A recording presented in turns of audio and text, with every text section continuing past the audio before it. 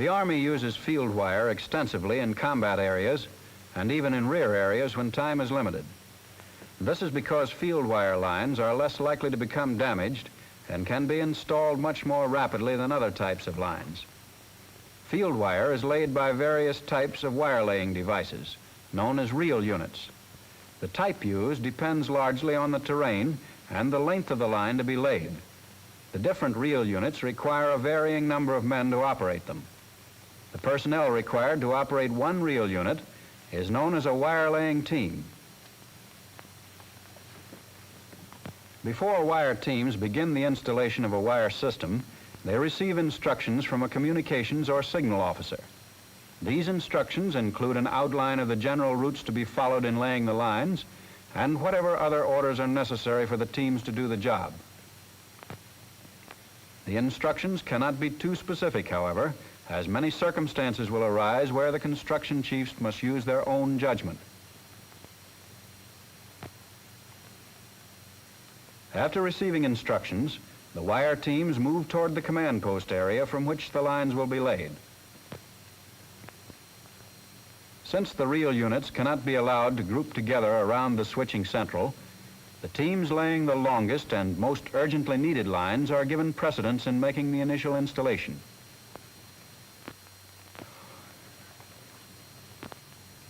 When a reel unit comes into the command post area, enough wire is reeled off for an overhead or underground construction.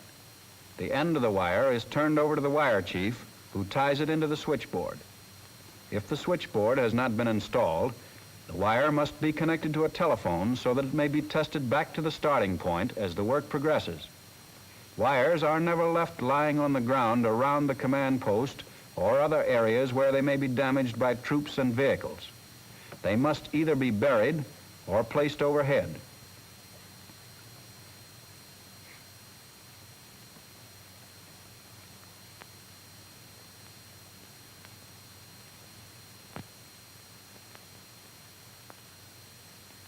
The extra wire which has been reeled off is tied to a support, and the truck moves out, leaving part of the team to take care of the wire. This permits the next truck to move in and begin its installation at the switching central without losing time. After completing the special construction, the men who are left at the command post follow along the line doing whatever is necessary to protect it. They are shown following on foot. However, they follow in another truck if one is available. In the meantime, the part of the team with the reel unit has gone ahead with laying the line, stopping only when necessary. The object is to establish communication as soon as possible.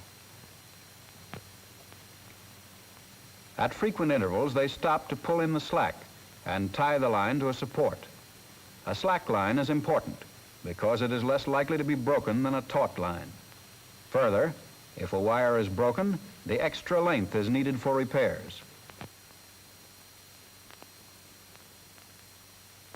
Wires must be tagged at frequent intervals so they can be easily identified, particularly where they parallel each other for a long distance. The tags should be tied on in such a way that they can be removed easily. They are marked with the number of the circuit and the name of the unit doing the installation. Lines must also be tagged at points of special construction, such as where an overhead tie is made or where wires go through a culvert. They are tagged where several lines running parallel to each other change direction, and about a foot from where they are connected to an instrument or a terminal strip.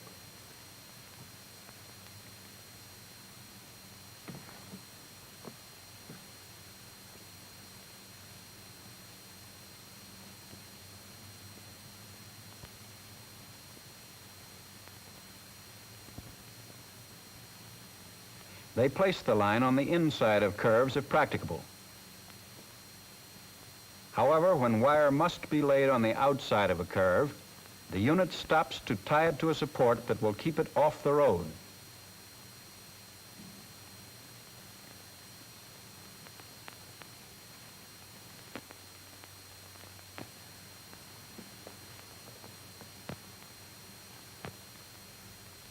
Another job for the team arises when a reel of wire is exhausted.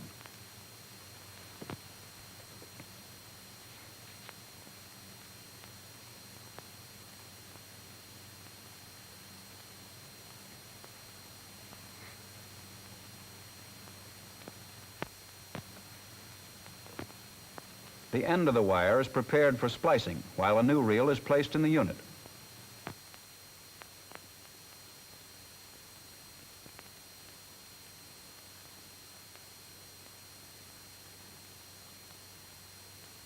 The new reel is then spliced to the line.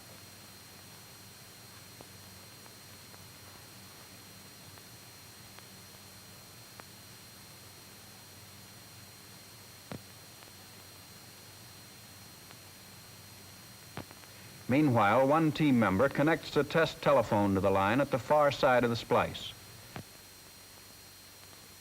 The line must be tested from the far side of every point where the continuity of the wire may be doubtful.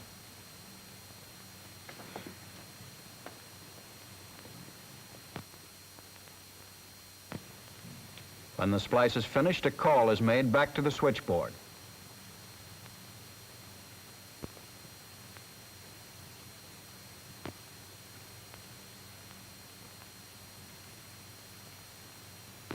When a line is to be over 10 miles long, loading coils may be necessary to increase the transmission range of the wire.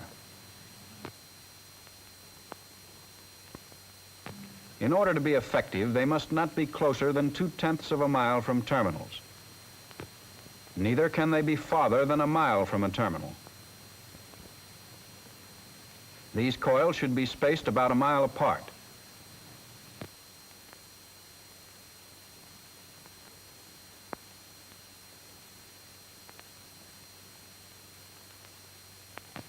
The C114 coil is protected by a watertight case.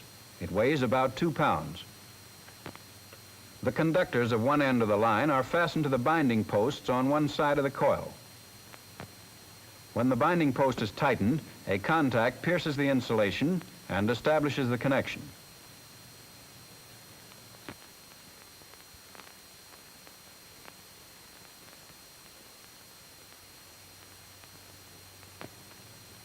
The line is continued from the other side of the coil.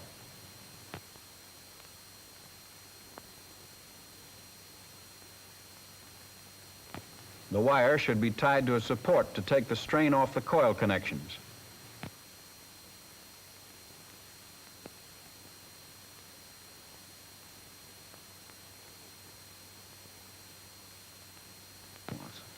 The ends of the wire should not extend more than 1/4 of an inch from the terminals. The 4 conductors fit into grooves.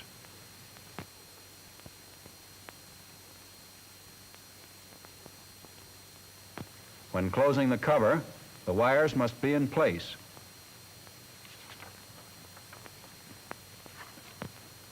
Field wire lines are always passed under a bridge or culvert, if one is available where a team has to cross a highway or a railroad.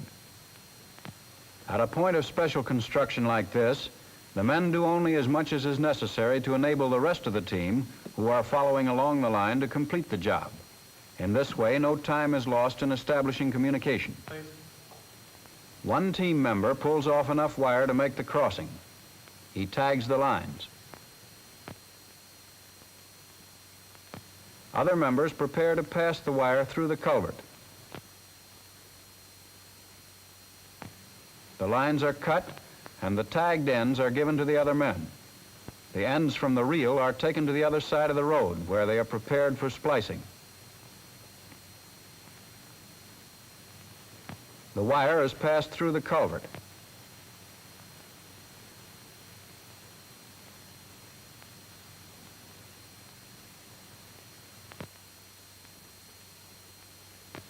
At the far side, the lines are spliced together again.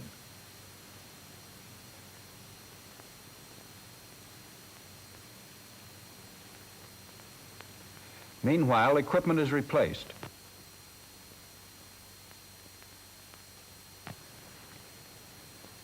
When the splices are completed, the lines are tied to a stake and the truck moves on.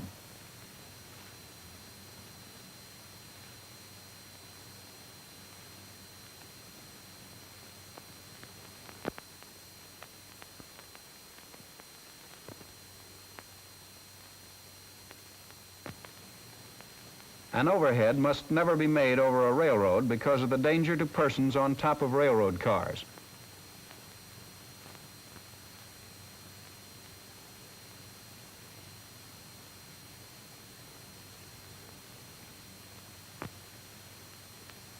When there is no bridge or culvert under a railroad, the lines are tagged, cut, and passed under the rails.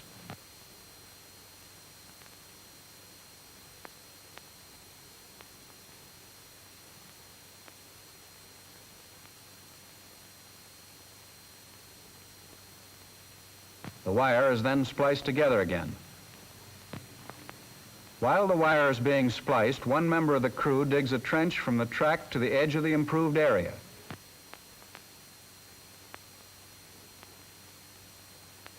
He places the wire in the trench.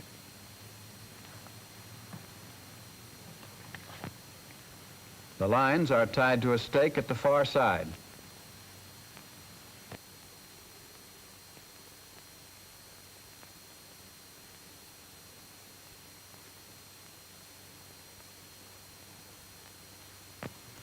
When there is no bridge or culvert at a road crossing, enough wire should be reeled off to make an overhead tie at least 14 feet high.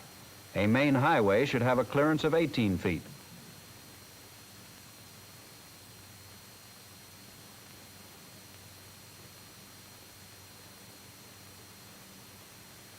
The extra wire is held by tying the lines to a support.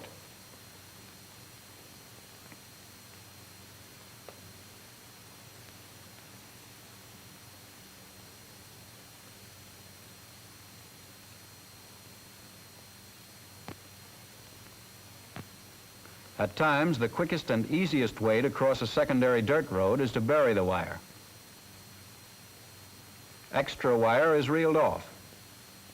This extra wire is to replace the buried line in case it is broken.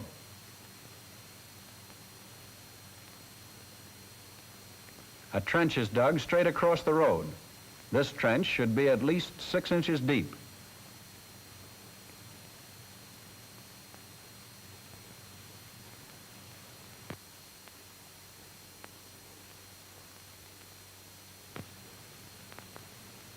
The wire, which has been tied to a stake, is laid loosely in the trench.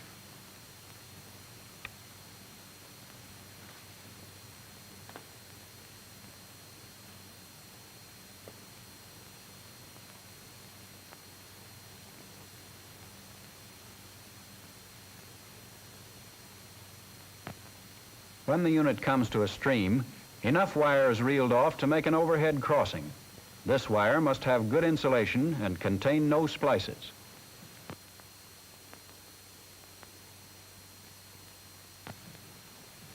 At a stream crossing, wire is unreeled and tied in place the same as at a road crossing.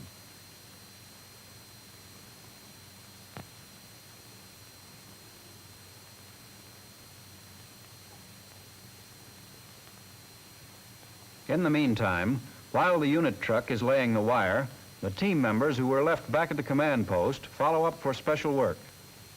They make sure that the wire is off the road, that it lies close to the ground and does not hang over obstacles.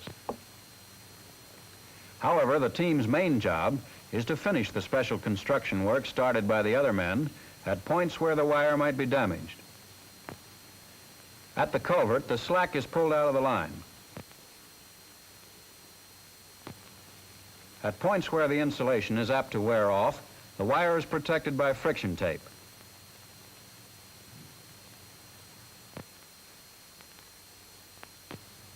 The line is tied to a stake at a high point. This keeps it from coming in contact with the water. The tags are placed about a foot from the stake.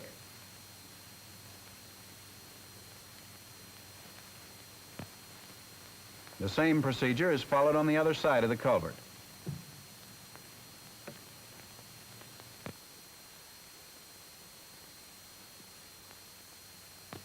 At the railroad track, the men fasten the wire and bury it.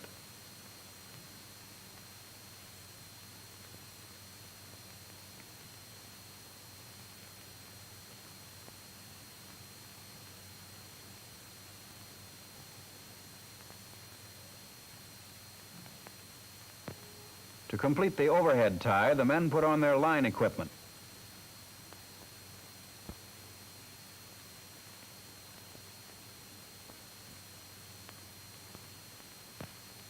The lines are carried up the trees.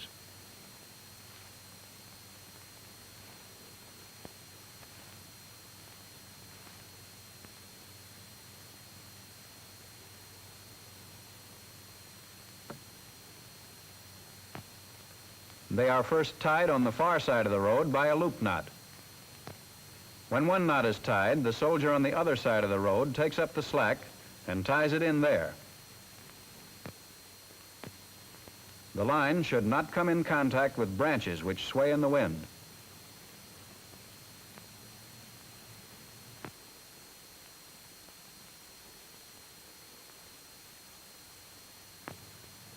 The job is finished by tying in at the base of the tree.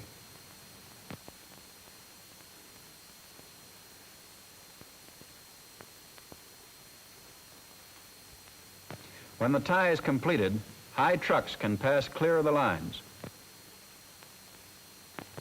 If there are no trees or telephone poles, lance poles can be used for an overhead. They can be lashed to a support or guide with field wire.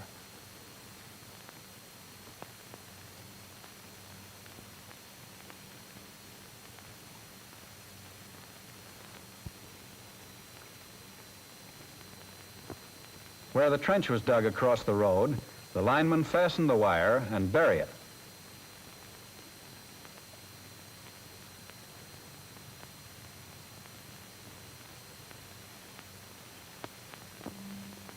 Ordinarily, a stream is crossed by an overhead tie, just as in the case of a road crossing, except that the tie need only be high enough to clear the water at all times. While the team members are following up with special construction work, the unit truck arrives at its destination. Enough wire is reeled off to complete any special construction that may be necessary. The wire is tied into a support. A call is made back over the wire to see that the line is in working condition.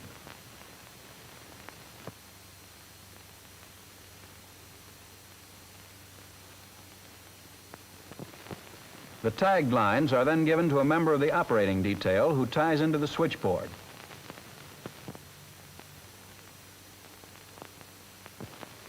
After the installation, a final test is made over the entire line. If the operating detail had not yet arrived, a telephone would be attached and a member of the team would be left at this point to inform the detail as to the location of the lines.